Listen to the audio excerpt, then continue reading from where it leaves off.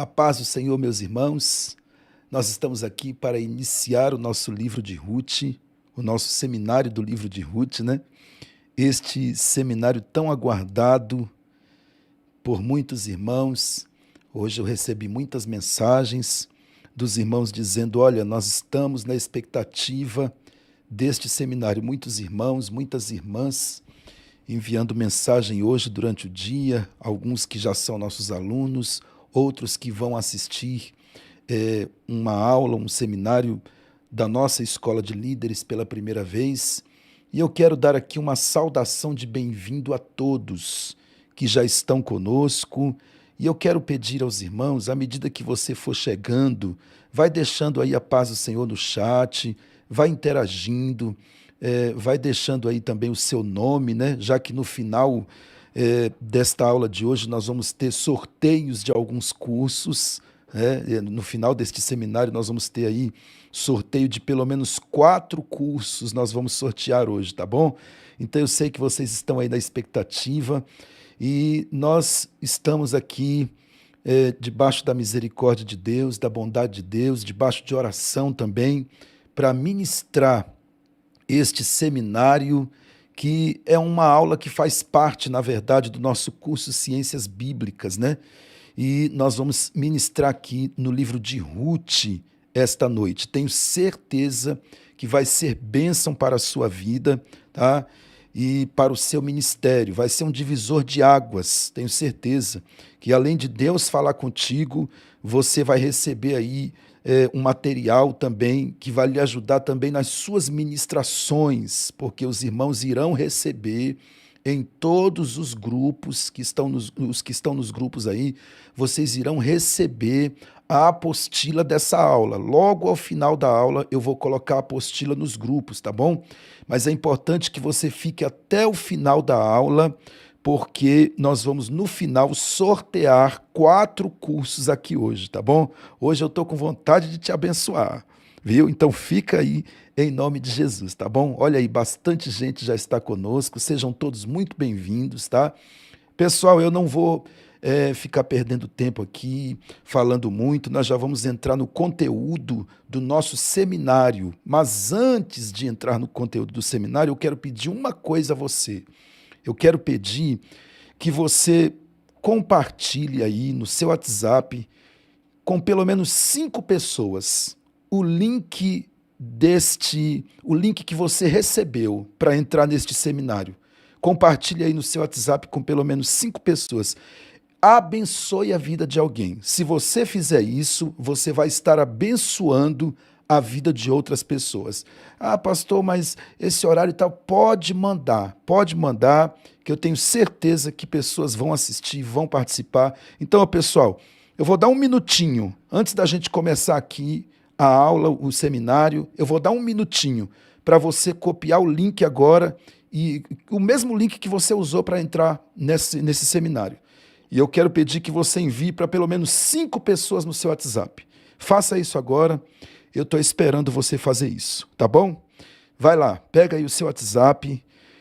A obediência diz a palavra que ela precede a bênção, né? Então, se você fizer isso, você vai ser abençoado, porque você vai demonstrar que você é um crente obediente. Inclusive, eu também vou fazer. Vou compartilhar aqui agora com pelo menos 5 pessoas no meu WhatsApp, tá bom? Se você tiver grupos aí também, pode colocar nos grupos, tá? Se você tiver grupos aí, pode colocar nos grupos. Mande aí para as pessoas que você conhece, para os seus amigos, tá bom? Vamos abençoar vidas aí. Vamos abençoar vidas aqui, ó. Já estou mandando aqui. Estou mandando aqui em alguns grupos, mandando aqui em algumas pessoas. É só você jogar o link lá que as pessoas vão entrar para participar do seminário e você vai ver que esse seminário vai ser bênção para a vida de muitas pessoas e vai ser bênção para a sua vida também, tá bom? Pessoal, vamos lá. Compartilhou? Você já compartilhou aí no seu WhatsApp? Se você não fez isso ainda, faça isso agora, tá bom? Compartilhe aí com as pessoas que você conhece, com seus amigos, com seus irmãos em Cristo, tá bom? Você vai ver que muitas pessoas vão te agradecer depois, porque você vai estar abençoando a vida dessas pessoas, tá bom? Bom, eu compartilhei aqui e agora eu quero louvar a Deus pela vida de todos os irmãos que estão aqui. Olha só quantas irmãs, quantos irmãos. O povo já está dizendo aqui: eu quero curso, eu quero curso. Fica até o final que você vai participar do sorteio. Eu vou sortear 4 cursos aqui hoje, só no final que eu vou dizer quais são os cursos, tá bom? Pessoal, vamos lá, vamos começar aqui. Seminário do livro de Ruth. Eu não sei se você já leu esse livro. Ele tem apenas 4 capítulos e é um livro extraordinário. Toda a Bíblia, pessoal, toda a Bíblia, ela é extraordinária. Mas o livro de Ruth, ele é muito especial. Ele é muito especial. E ao longo desta aula, deste seminário, você vai compreender o que eu estou dizendo com mais propriedade. Ele tem apenas 4 capítulos. Se você não leu, você também não vai ler agora na hora da aula. Se você não leu ainda, você vai aguardar e depois da aula ou amanhã, você vai ler ele, mas você vai ler com a ótica que você vai receber nessa aula de hoje. Com o óculos que você vai receber nesse seminário, você vai ler o livro de Ruth e você vai ver como este livro é extraordinário, ok?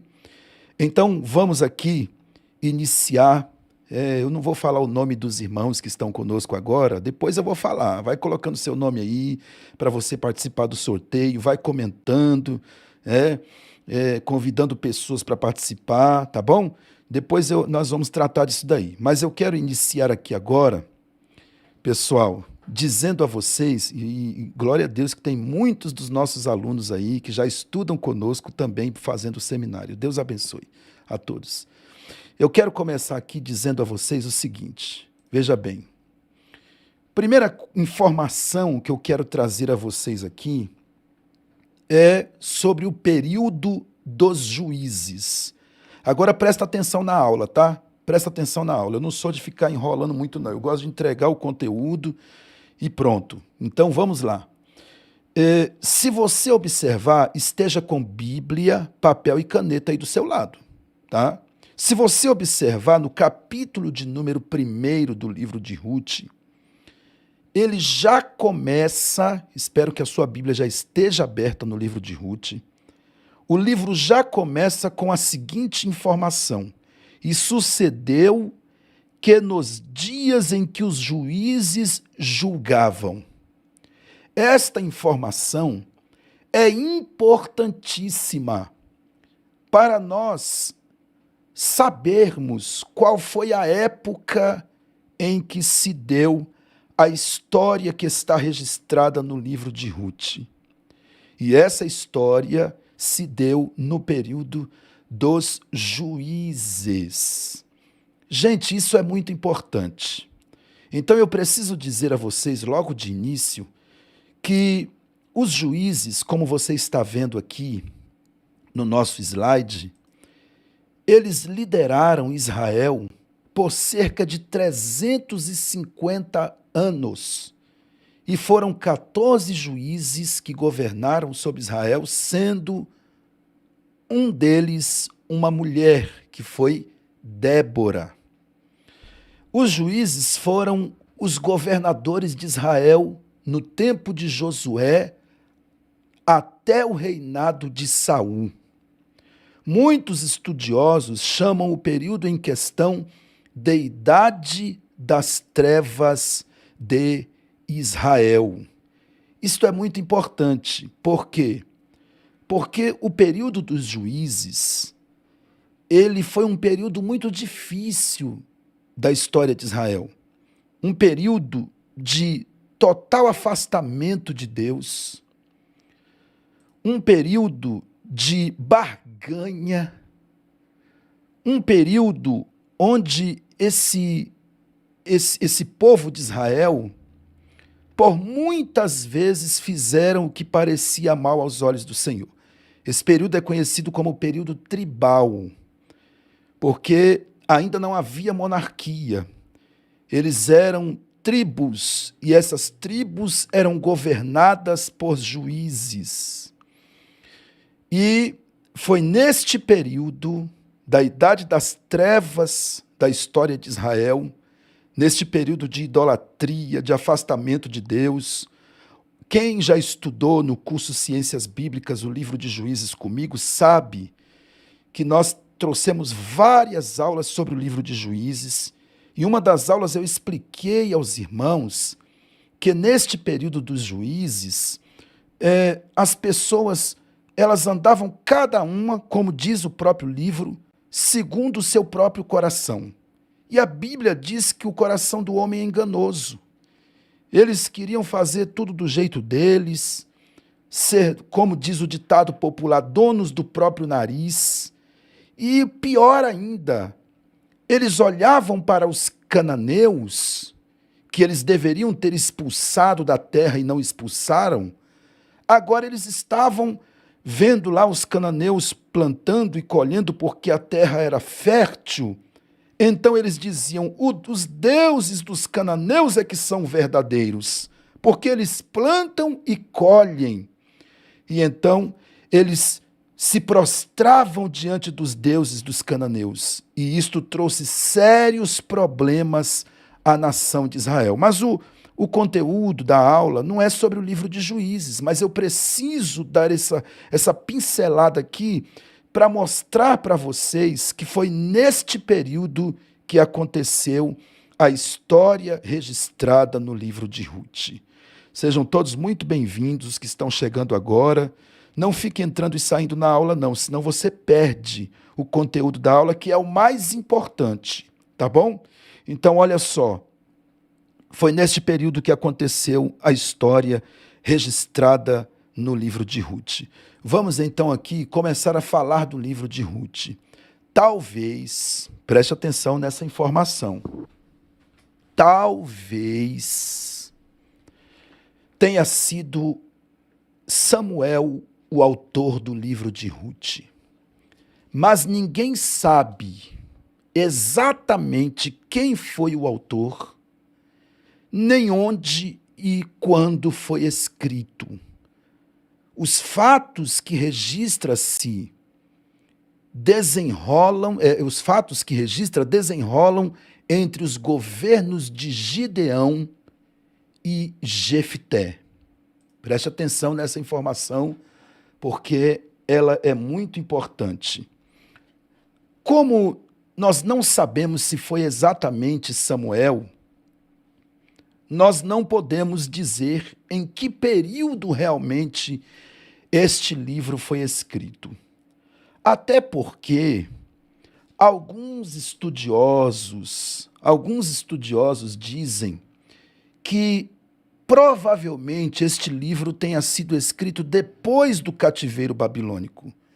Se ele foi escrito depois do cativeiro babilônico, então o escritor não foi Samuel. Por isso que eu estou dizendo, talvez, provavelmente tenha sido Samuel. Os estudiosos, os teólogos divergem sobre este assunto. Por quê?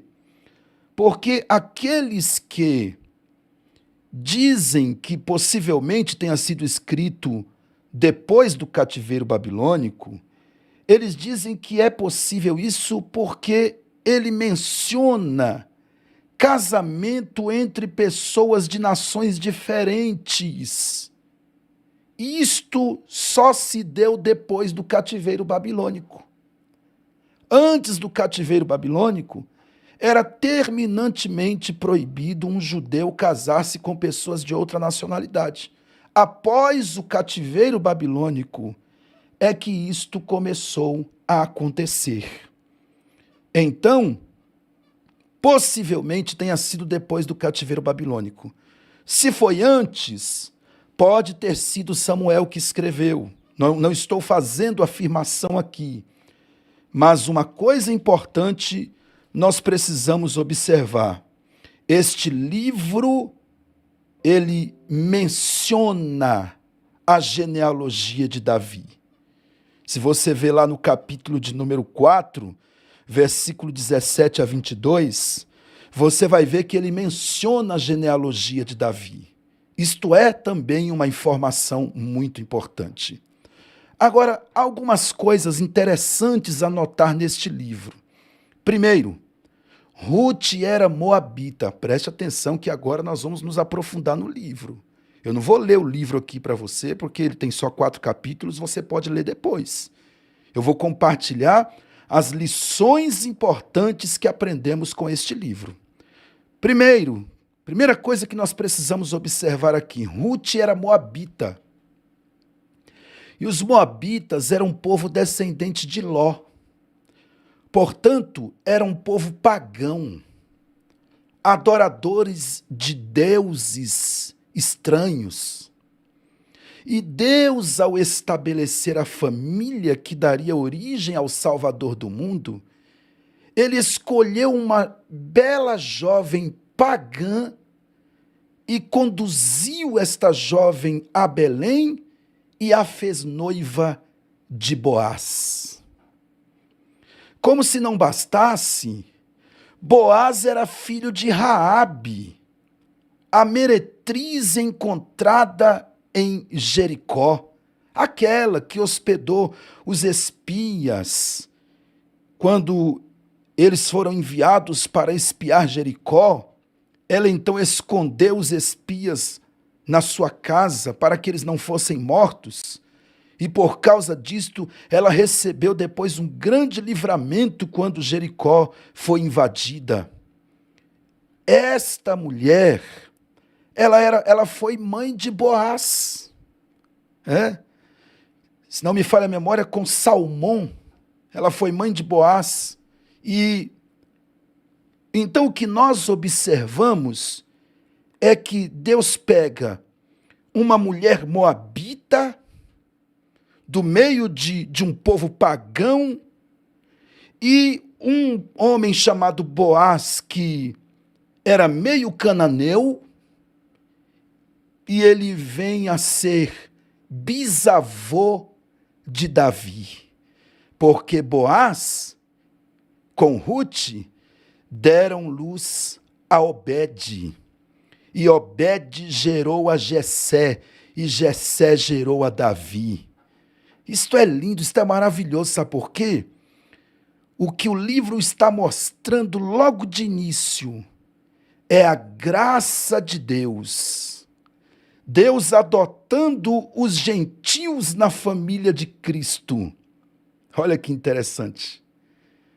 Ainda que Ruth tenha nascido no paganismo, ela veio a conhecer o Deus verdadeiro por intermédio do seu primeiro marido e de Noemi, e todos eles agora fazem parte da linhagem do Messias. Olha que coisa tremenda. A graça de Deus é tão grande que ele aceita os gentios que se convertem e agora os inclui na linhagem do Messias. A graça de Deus sendo manifestada. Essa é a primeira coisa interessante que nós observamos neste livro. Aqui está também o esboço do livro de Ruth. Isso é muito importante, porque quando você faz um estudo como esse, e depois você vai fazer a sua leitura, você consegue se familiarizar mais e saber qual assunto que aquele determinado capítulo está tratando. Por exemplo, o que nós temos no capítulo 1? Noemi e sua família mudam-se para Moabe, onde seu marido morre, seus filhos casam-se com mulheres moabitas. Depois da morte dos filhos de Noemi, ela então volta para Belém, e uma das noras de Noemi, chamada Ruth, decide ir com ela. Capítulo 2, Ruth trabalha para sustentar Noemi e a si mesma respigando nos campos de Boaz. Boaz é generoso com Ruth. No capítulo 3, Ruth deita-se aos pés de Boaz, que lhe promete tornar-se responsável por ela e Noemi se o parente mais próximo não fizer. Ele era o parente mais próximo, porém tinha outro que era mais próximo ainda. Ele disse, se o outro não fizer, eu farei. Ruth, capítulo de número 4. O parente mais próximo de Noemi, Ruth, permite que Boaz assuma a responsabilidade de cuidar delas. Boaz casa-se com Ruth e eles têm um filho. Aqui está o esboço do livro de Ruth, que é muito importante nós observarmos isto. Então, nós temos a primeira história de Belém, que é a história de Ruth. E olha só que interessante. Mesmo durante a triste época dos juízes, Deus estava operando constantemente e fielmente para cumprir a promessa da vinda do Messias Redentor. Eu quero compartilhar algo aqui com vocês agora. Quero dizer a vocês que, e eu já disse isso no início da aula, este é um período, o período dos juízes é um período de afastamento de Deus, um período de idolatria, um período onde o povo vivia querendo barganhar com Deus e quando havia algum arrependimento era muito superficial, não era um arrependimento genuíno. E esse é um dos períodos mais tristes da história de Israel. Mas não é à toa que o livro de Ruth está entre o livro de Juízes e o primeiro livro do profeta Samuel. Não é à toa. Deus não faz nada à toa.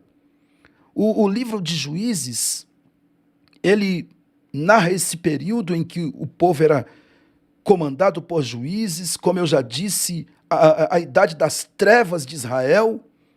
E o primeiro livro de Samuel, na sua primeira parte, narra a história do último juiz, que foi Samuel, e Samuel é o ungidor de reis.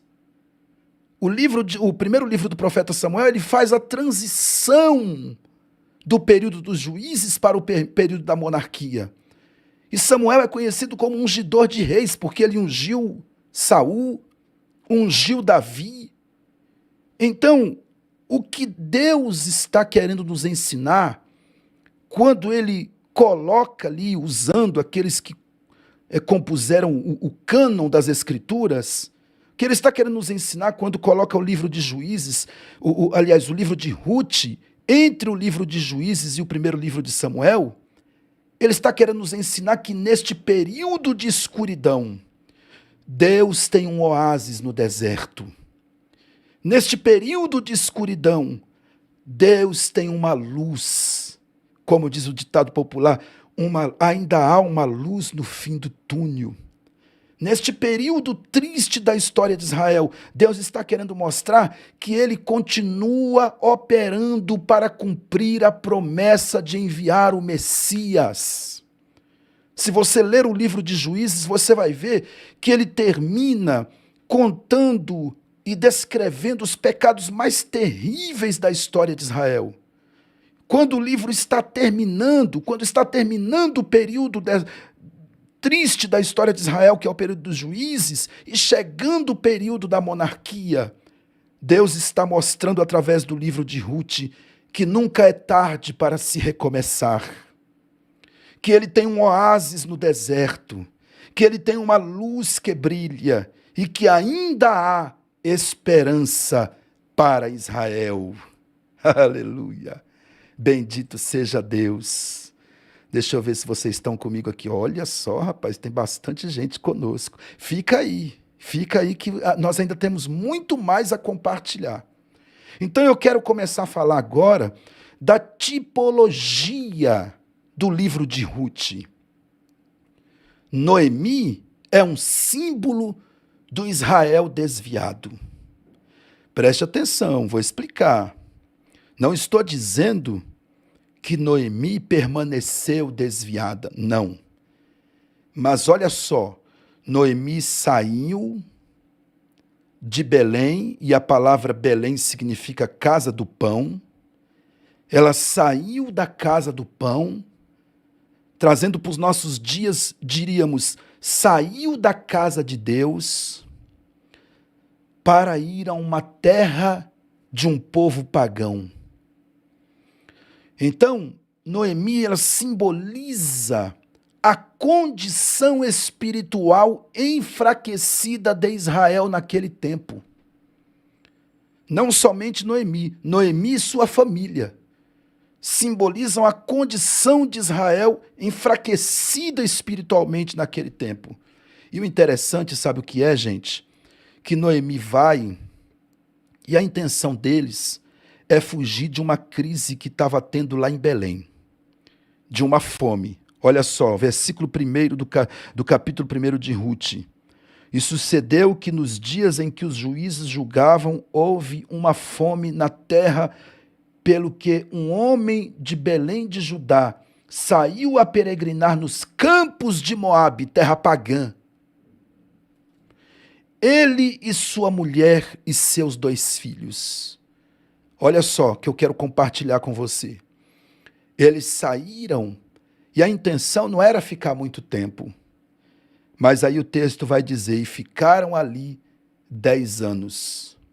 Tem gente que às vezes enfrenta uma crise dentro da igreja, algum problema no ministério, ou pessoal com alguém, ou alguma dificuldade que a igreja esteja enfrentando, e sai, e vai para o mundo.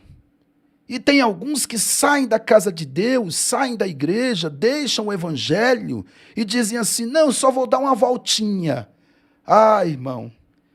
E aí depois vão passando os meses, vão passando os anos, e a pessoa tem vontade de voltar, mas não consegue voltar.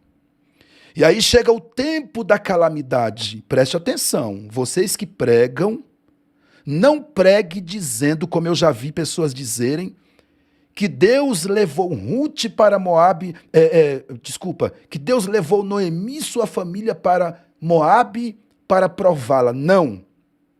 Provação é uma coisa, consequência das nossas decisões é outra coisa. Deus não os tirou de lá, de Belém. Você não encontra um êxodo nessa época. Se a situação estava tão difícil, por que não houve um êxodo? Por que o texto não descreve milhares de pessoas saindo de Belém? Não. Tinha dificuldade, tinha fome na terra? Tinha, mas essa família decidiu sair. E tem muita gente que sai dizendo, só vou dar uma voltinha, vou esperar essa crise passar. E aí vai, depois quer voltar, não tem força, não consegue, os anos vão se passando, e Noemi e sua família ficaram 10 anos lá, até o dia que a calamidade chegou. E quando a calamidade bate na porta, é terrível. Deus não os levou para provar. Eles escolheram as decisões, as consequências das suas decisões. Isso serve de lição para nós. Nós também não podemos reclamar. Muitas vezes estamos enfrentando situações que são consequências das nossas escolhas, consequências das nossas decisões. Olha só que interessante. Fica aí comigo, olha só que interessante. Noemi, no capítulo 1, ela começou a culpar a Deus. A gente também faz isso. Às vezes a gente está enfrentando consequência das nossas decisões e estamos culpando a Deus. Pastor, qual é o versículo? Olha o versículo aí na sua Bíblia de número 13. A última parte do versículo. Ela diz, não, filhas minhas, que mais amargo é a mim do que a vós mesmas, porquanto a mão do Senhor se descarregou sobre mim. Aí depois você vai lá para o versículo de número 20. Não me chameis Noemi, chamai-me Mara, amarga, porque grande amargura me tem dado o Todo-Poderoso. Aí depois, no versículo seguinte, no versículo de número 21, ela diz na última parte: o Senhor testifica contra mim, o Todo-Poderoso me tem feito mal. Olha só, ela culpando a Deus, dizendo que Deus fez o mal a ela. Não, não foi Deus. Então, olha só, vamos compreender um pouco mais da estrutura do livro, tá bom? Fica ligado aí, vamos compreender um pouco mais da estrutura do livro. O nome Elimeleque, é isso que eu quero que você observe comigo. Isso é muito importante você observar, que até os nomes dos personagens deste livro, eles encerram o significado da tragédia de abandonar a Deus. Toda pessoa que abandona a Deus está sujeita a uma tragédia. E os nomes dos personagens já simbolizam isso. Elimeleque significa Deus é rei. Noemi, agradável e ditosa. Mas eles saem e vão para Moabe. Levam os 2 filhos. Malom significa doente. E se você investigar bem o livro de Ruth, você vai ver que eles morreram de doença. Quilion significa destruição. Ruth significa amiga. E Noemi, que é agradável ou ditosa, veio a se chamar Mara, que significa amarga. Então você observa que o significado dos nomes tem a ver com a tragédia que eles viveram. E aí, após a morte desses filhos e do esposo de Noemi, ela então faz preparativos para voltar a Israel, para voltar a Belém. E uma das 2 noras, a Orfa, resolveu ficar em Moabe. Tem gente que critica a Orfa e pinta uma imagem muito negativa dela. Ela era uma boa nora. Ela simplesmente resolveu voltar para a sua família, foi a escolha dela. Mas a outra, Ruth, que o nome significa amiga, ela optou por acompanhar a Noemi e confessou a fé no Deus verdadeiro. Então, olha só que interessante. Ao chegarem as 2 em Belém, Noemi pediu que os antigos irmãos não lhes chamassem de Noemi, mas chamassem ela de Mara, que significa amarga, por causa da sua permanência difícil em Moabe, alheia à vontade de Deus. E aí, se Noemi representa o Israel desviado, o Israel que sai da presença de Deus, e a fraqueza espiritual daquele povo, a Ruth representa quem? A nova convertida. O gentio que é aceito pela fé na família de Deus. A Ruth representa eu e você. O gentio que pela fé é aceito na família de Deus. Ruth é um excelente exemplo da graça de Deus outorgada a um gentio que demonstra nele fé. Segundo a lei, o povo do qual Ruth descendia era um povo amaldiçoado. Deuteronômio 23 e o verso 3 diz isso. Mas a maldição da lei não alcançaria ou não permaneceria na vida de Ruth em virtude da sua confissão de fé. Pastor, onde é que a Ruth faz a confissão de fé? Olha aí na sua Bíblia, capítulo 1, versículo 16. Olha a Ruth fazendo a confissão de fé. E disse, porém, Ruth: não me inste para que te abandone e deixe de seguir-te, porque onde quer que tu fores, irei eu, e onde quer que pousares, ali pousarei eu. O teu povo é o meu povo, e o teu Deus é o meu Deus. Aqui Ruth está fazendo a confissão de fé. O teu povo é o meu povo, e o teu Deus é o meu Deus. E aí, nós não podemos deixar de lembrar que semelhante operação da graça divina aconteceu no caso de Raabe, a mãe de Boaz. Porque como Ruth, Boaz estava condenada, como Ruth, Raabe estava condenada a morrer juntamente com o seu povo. Mas em virtude da sua fé, ela recebeu salvação física e espiritual. E o mesmo acontece com Ruth, que recebe a salvação mediante a sua fé. E então as duas, tanto Raabe quanto a Ruth, elas são mencionadas na linhagem de Jesus Cristo em Mateus capítulo 1, versículo de número 5. Quer ver? Abre aí a sua Bíblia. Mateus capítulo 1 e o versículo de número 5. Vamos lá? Veja só o que está escrito.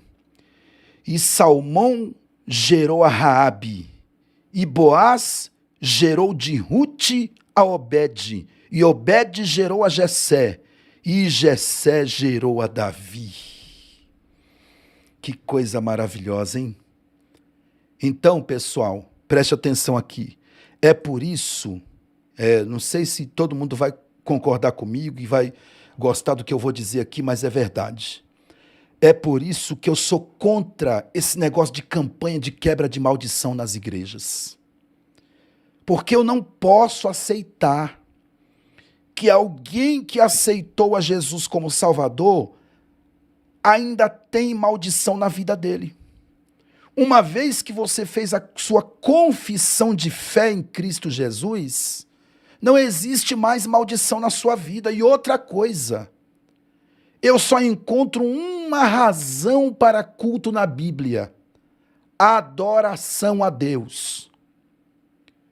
Culto é serviço, é o lugar de entregar a Deus a sua adoração, o seu louvor. Maldição não tem mais na vida de quem já confessou a Jesus como seu Salvador. E quem não confessou, prega para ele e faz o apelo. A Bíblia diz: conhecereis a verdade e a verdade vos libertará. O que liberta as pessoas é a palavra. Tá entendendo? Não adianta, irmão, a gente ficar adotando esse sistema que muitos lugares estão usando hoje aí, né? Tem gente trazendo corrente para a igreja, corrente de brinquedo, quebrando na igreja, dizendo que está quebrando a corrente. Não, prega a palavra, que a palavra quebra as correntes, a palavra liberta, conhecereis a verdade e ela vos libertará. Entendeu, gente? Então, glória a Deus, glória a Deus. Vamos lá, vamos continuar aqui, Boaz. Boaz é o resgatador. Eu tenho algumas coisas muito interessantes para compartilhar com vocês sobre Boaz. Noemi e Ruth se viam numa situação realmente precária. Sendo viúvas, careciam de apoio financeiro e de material.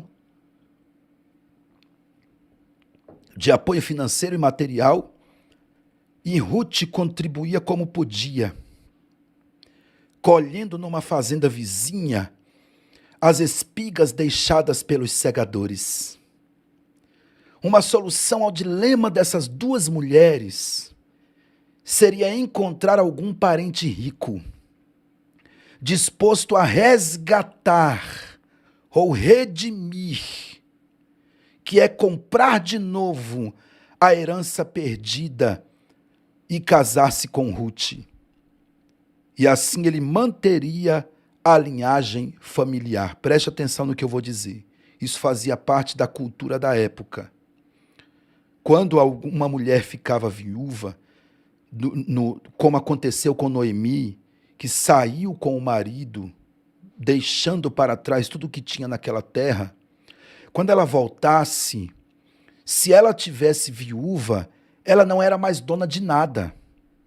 Ela só podia voltar a ter alguma coisa se um parente rico comprasse tudo de novo que antes foi dela. E esse parente rico, comprando o que foi dela, ele estava fazendo o quê? Resgatando, redimindo a herança dela novamente, a herança perdida. E se ele se casasse com Ruth, ele manteria a linhagem de Elimeleque viva. A linhagem de Elimeleque, a linhagem, porque Ruth foi casada com o filho de Elimeleque. Então, para manter toda a linhagem viva, alguém tinha que se casar ou com Ruth ou com Noemi, para manter a linhagem familiar viva. Então, esse parente era chamado de resgatador. Só que esse parente, ele tinha que satisfazer 3 requisitos para desempenhar esse papel. Primeiro, ele tinha que ter direito. E para ter direito, ele tinha que ser um parente próximo. E aí a gente traz para os nossos dias. Quem é que nos resgatou? Jesus. Jesus é o parente próximo que nos resgatou. E ele disse aos seus discípulos: eu já não vos chamo de servo, mas vos chamo de amigo. Paulo também escreve dizendo que nós somos filhos por adoção, fomos aceitos na família de Deus. João escreve no capítulo 1 do evangelho que leva o seu nome, dizendo: ele veio para o que era seu e os seus não receberam, mas a todos quanto receberam, deu-lhes o poder de serem feitos filhos de Deus, os que creem no seu nome. Então, ele é o nosso parente próximo que nos resgatou. Segundo, para ser o resgatador, esse parente próximo tinha que ter posses. Devia ser suficiente rico para comprar a terra e libertar mediante pagamento a pessoa em questão. E Boaz significa homem de posses, homem de poder. E Jesus é o nosso Boaz. Estou falando da tipologia do livro. Jesus é o nosso Boaz. Por quê? Porque Jesus é dono dos céus e da terra. Ele é o criador de tudo, ele é o dono de tudo. Hebreus diz que todas as coisas são sustentadas pelo poder da palavra dele. João, quando vai falar dele, no primeiro capítulo do evangelho que leva o seu nome, ele diz: no princípio era o verbo, e o verbo estava com Deus, e o verbo era Deus, e todas as coisas foram feitas por ele, sem ele nada do que foi feito se fez. Então, ele é o homem de posses, o nosso Boaz, que nos resgatou. Boaz é um símbolo, é uma tipologia, é um tipo legal, que a gente costuma dizer, de Cristo, do resgatador. Terceiro, o resgatador, ele tinha que ter vontade, esse era o terceiro requisito. Ninguém podia forçá-lo a fazer. Ele deveria estar disposto a pagar voluntariamente o preço do resgate. E Jesus pagou voluntariamente. Ele disse: eu tenho o poder de dar a minha vida e de tomá-la de volta. Ele entregou-se a si mesmo voluntariamente na cruz por nós. E Paulo escreve isso em Filipenses capítulo de número 4, dizendo que mesmo sendo em forma de Deus, não teve por usurpação ser igual a Deus. Antes, tomando a forma de servo e fazendo-se semelhante aos homens, humilhou-se a si mesmo. Então, Jesus é este Boaz. Ele tem direito, ele tem posses e ele teve vontade própria, voluntária, de se entregar na cruz por nós. Ok? Então, pessoal, Boaz, ele satisfazia todos esses requisitos. Além disso, ele achava impressionante a fé de Ruth. E ele passou a amar aquela jovem viúva. Ele pagou o preço do resgate, casou-se com Ruth, e o seu filho Obed veio a ser avô de Davi e elemento importante na linhagem de Jesus Cristo. Que interessante isso. Agora eu quero compartilhar algo com vocês aqui. Deixa eu pegar essa outra Bíblia aqui, que eu fiz algumas anotações nela. Fica aí comigo, gente, que já já eu termino e vou fazer o sorteio dos cursos já já. Não sai não, senão você perde a bênção. Fica aí comigo. Olha só que interessante que eu quero compartilhar com você. O capítulo de número 2, o capítulo de número 2 diz que quando Boaz chega no campo, em um de seus campos, ele saúda os homens. Boaz era um homem temente a Deus, então ele saúda os homens dizendo: o Senhor te abençoe.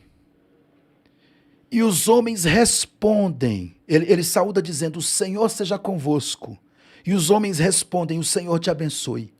Então olha só, um patrão temente a Deus, funcionários temente a Deus, e de repente, presta atenção que essa parte aqui é muito importante.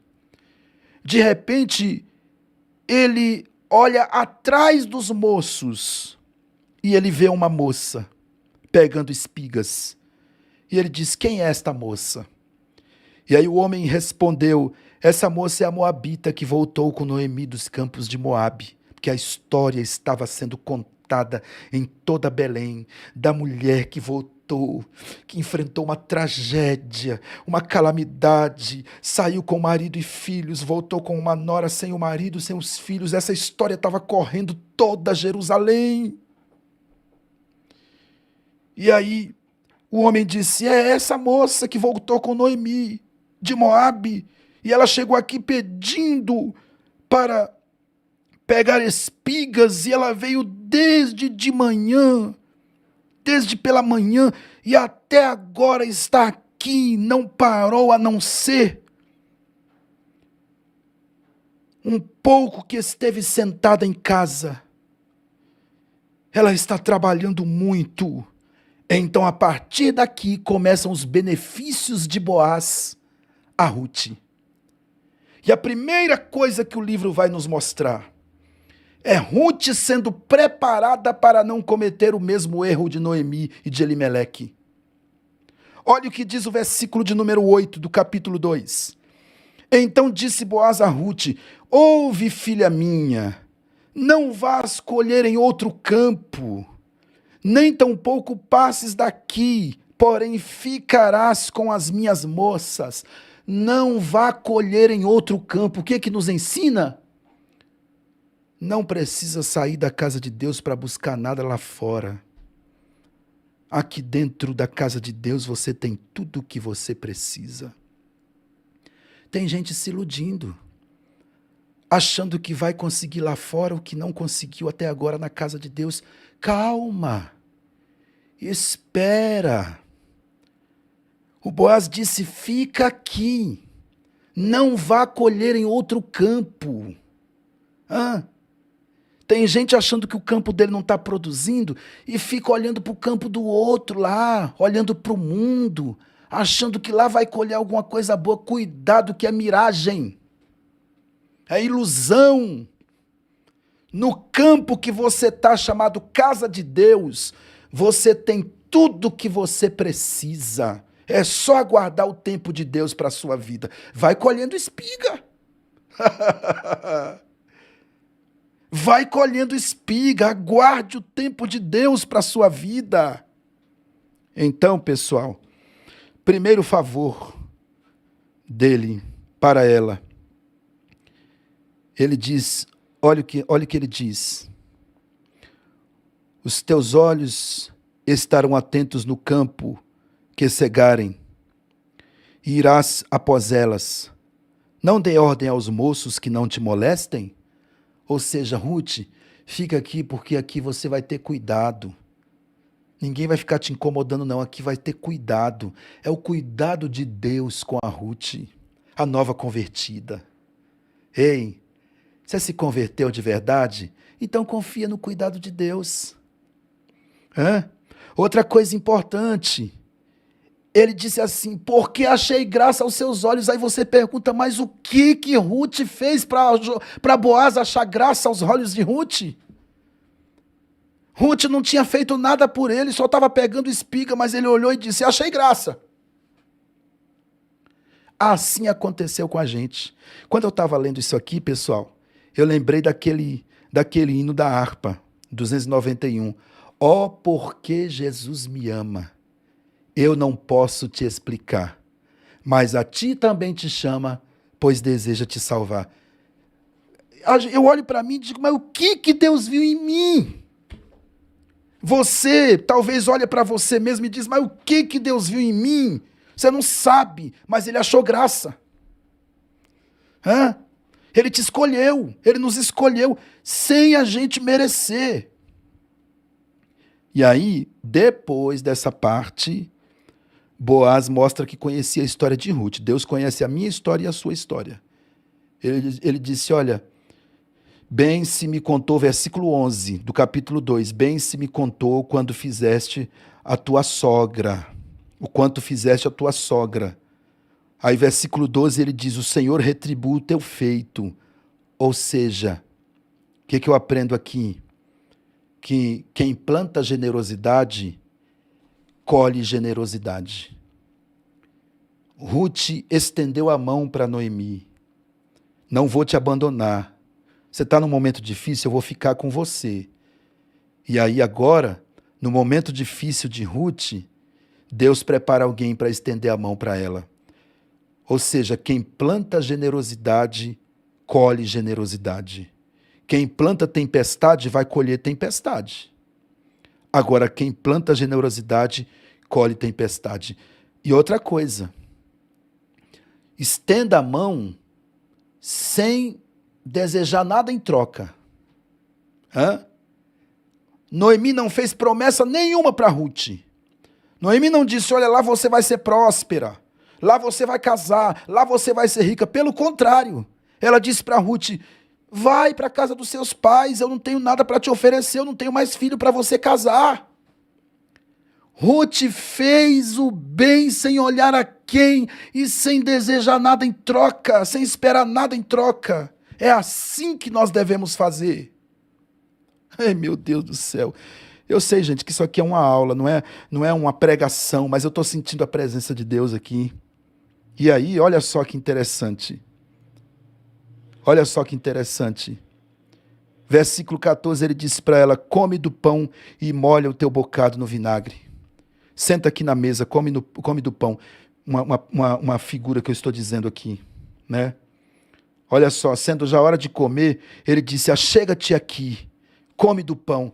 Olha só, primeira vez que ele viu ela estava atrás dos moços.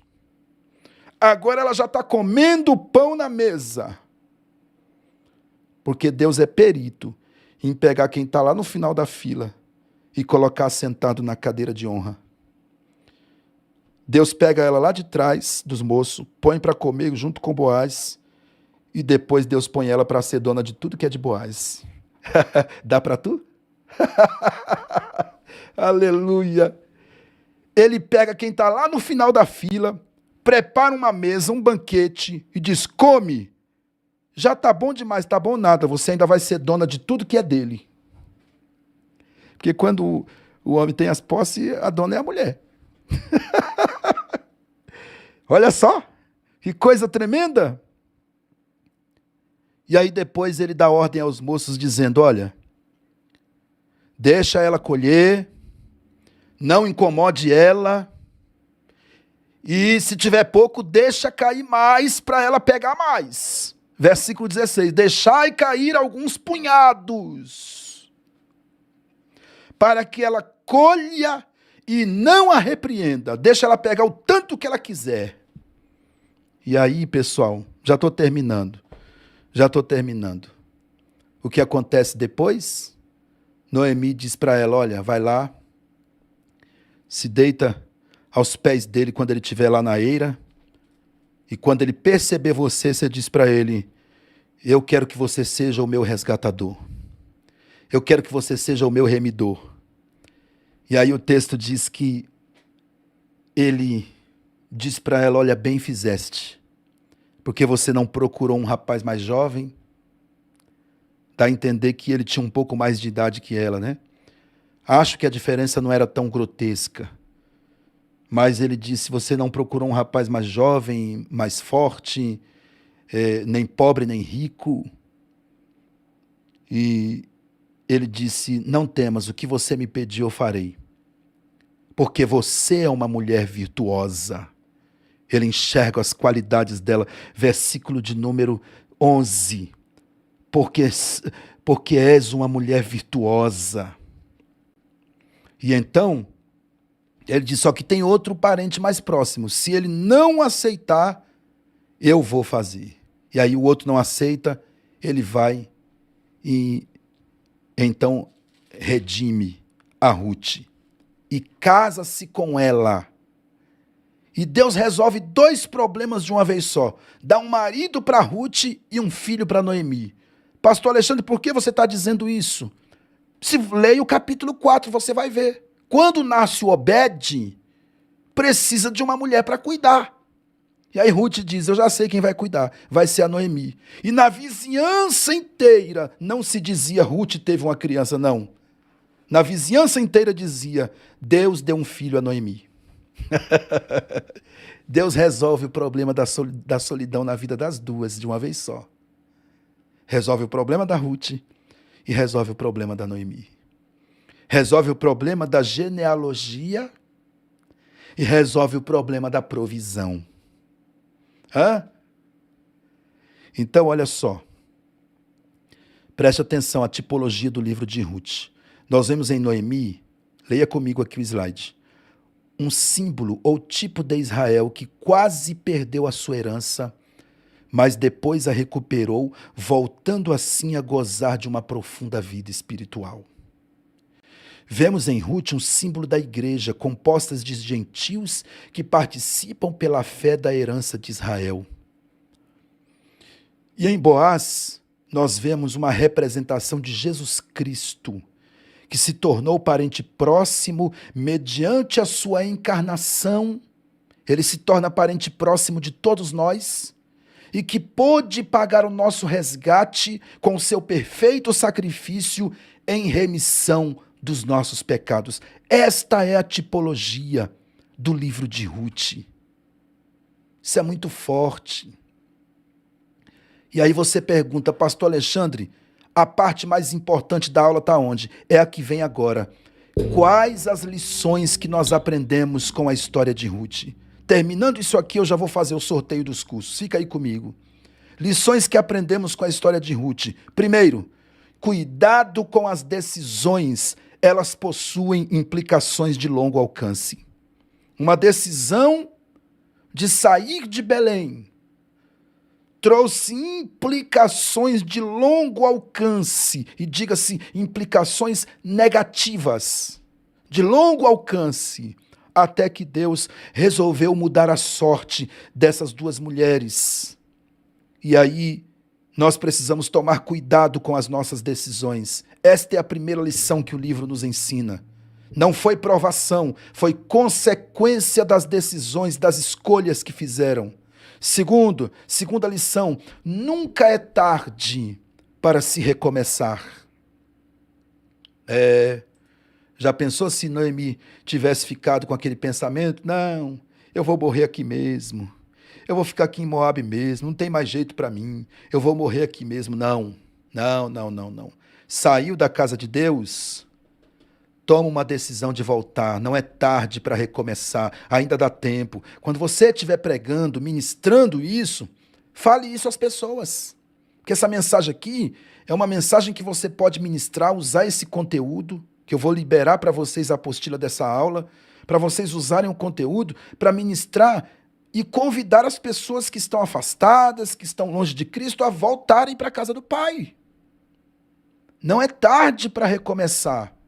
Terceiro, o bem-estar do próximo é uma preocupação primária que tem o verdadeiro amor. Quem ama de verdade, como Ruth amava, não estava preocupada se ia ficar rica lá, se ia casar lá em Belém, não. A preocupação dela era o bem-estar de Noemi.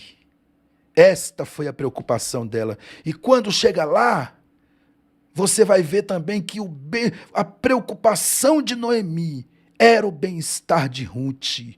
Era um amor recíproco, um amor que havia no coração das duas, uma pela outra. A nora querendo ver o bem da sogra e a sogra querendo ver o bem da nora. Será que isso acontece muito hoje por aí? O bem-estar do próximo tem que ser uma preocupação primária. Quarto, não precisamos de cronograma para saber como vai ser. Só precisamos ter a convicção de que estar com Deus e com seu povo é sempre melhor. Ela disse: o meu povo é o teu povo e o meu Deus é o teu Deus. Não precisa me prometer nada. Estar com o povo de Deus é melhor. Estar com Deus é melhor. Não precisa prometer nada. Noemi não prometeu nada a Ruth. Mas Ruth entendeu que estar com o povo de Deus e estar com Deus era melhor.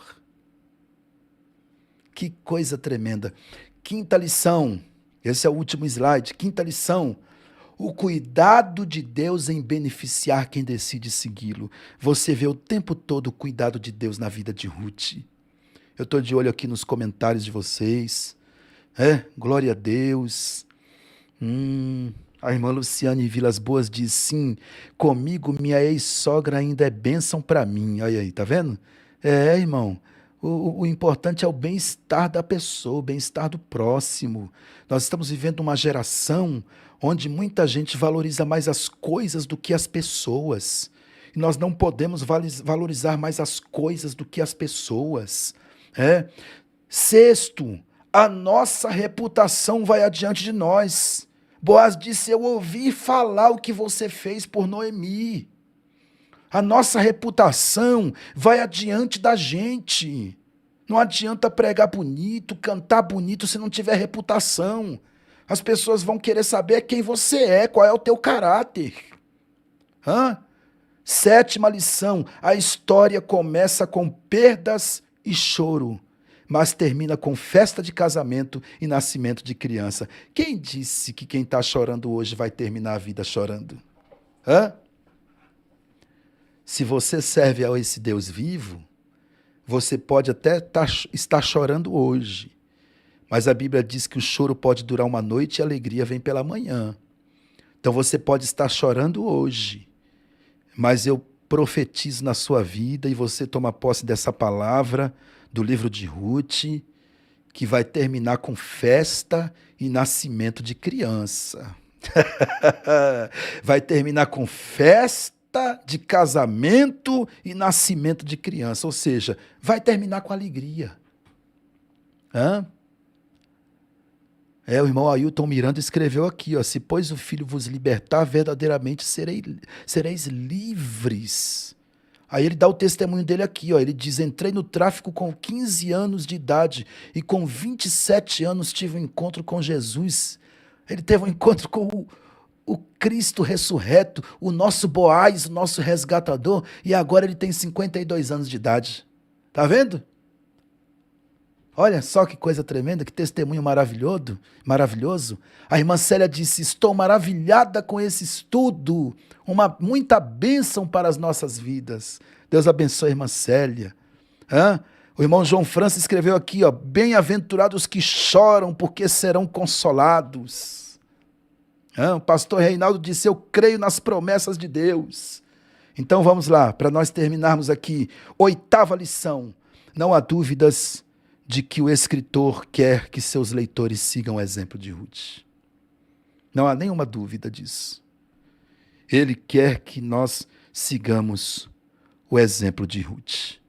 Então, pessoal, preste atenção aqui, para a gente finalizar. Se você não leu ainda o livro de Ruth, leia com esta perspectiva. Tá bom? Eu vou fazer o sorteio de 4 cursos. Não sai, porque eu vou fazer o sorteio de 4 cursos. Mas antes eu quero anunciar uma coisa para você. Antes eu quero anunciar uma coisa para você que pode mudar totalmente o seu ministério para melhor. Porque o que eu vou te oferecer pode acrescentar e muito com a sua chamada ministerial. Só precisa você acreditar que você pode, que você consegue e tomar uma decisão. Pastor Alexandre, e o que é que o Senhor vai me apresentar? Eu quero te apresentar o curso Ciências Bíblicas. Este seminário que eu estou dando para vocês aqui é uma aula do curso Ciências Bíblicas. Você assistiu uma aula do livro de Ruth, mas eu tenho um grupo de pessoas que estudam comigo de Gênesis a Apocalipse. Imagine você estudando com material didático, sabe? De Gênesis a Apocalipse. O que eu recebo de mensagem, irmãos? De pessoas dizendo, pastor, chorei a aula toda. Pastor, esse curso está mudando o meu ministério, mudando a minha chamada. Está acrescentando muito com a minha chamada. Então, olha só, aqui só são algumas fotos, tá, gente? Só são algumas fotos, tá? De alguns alunos que estudam conosco. Se eu fosse colocar tudo, não caberia aqui, porque nós temos o curso teológico, temos curso de ciências bíblicas e todos os nossos cursos juntando aí são mais de 200 alunos atualmente estudando conosco. E você pode fazer parte dessa bênção. Por quê? Por quê? Porque agora, dia 24 de outubro, nós vamos começar uma nova rotação do curso Ciências Bíblicas. Eu estudei a Bíblia todinha de Gênesis a Apocalipse com uma classe e nós terminamos o Apocalipse segunda-feira passada agora. Segunda-feira que vem é a última aula dessa classe, onde eu vou fazer uma síntese da Bíblia para eles. E na outra segunda-feira nós vamos começar o curso Ciências Bíblicas de Gênesis a Apocalipse. Então você tem a oportunidade de pegar esse curso do começo, de Gênesis, e estudar comigo pelo preço de uma pizza. Vai comprar uma pizza para você ver se você vai pagar menos do que isso aqui. Vamos que você pague lá R$ 49 na pizza, mais 10 do refrigerante. É o preço de uma pizza com refrigerante, R$ 59,90. E tem gente que, ao invés de investir na chamada, prefere o shopping, prefere o passeio, prefere isso. Não estou dizendo que você não tem que passear, não tem que levar sua família para comer uma pizza, não estou dizendo isso não. Você tem que fazer sim. Mas você precisa investir na sua chamada. Eu sempre digo que quem não investe tempo e dinheiro no seu ministério, tempo e dinheiro, vai ficar com o ministério falido. Pastor, mas a Bíblia diz que Deus usa as coisas que não são para confundir as que são. Que Deus capacita os escolhidos. Pois é, mas Ele capacita como? Preparando meios para você estudar, porque Deus não trabalha com adivinhação. Deus prepara pessoas para ensinar pessoas, para compartilhar conhecimento, e Deus me chamou para isso. Já vão para 3 anos que eu estou dando aula ininterruptamente, toda semana, ensinando e instruindo pessoas. Já tivemos algumas formaturas e esse ano, agora no final do ano, vamos ter uma formatura grande também dos nossos cursos para a glória de Deus. Então está aqui. É o curso Ciências Bíblicas que eu quero oferecer para você. Só que ele vai começar agora dia 24, mas você precisa fazer, você que quiser participar, você precisa fazer logo a sua inscrição. Pastor Alexandre, como que eu vou fazer a minha inscrição? É só você me chamar nesse número aqui, ó, nesse número do WhatsApp e dizer, eu quero fazer o curso Ciências Bíblicas. E aí eu vou mandar um link de inscrição para você. Você vai fazer a inscrição e a partir do dia 24 de outubro você vai estudar toda segunda-feira comigo às 10 horas da noite. Toda segunda-feira das 10 às 11 da noite. Hoje passou um pouquinho porque eu me empolguei bastante aqui, mas é sempre das 10 às 11 da noite, no máximo até 11h10 da noite. Tá bom?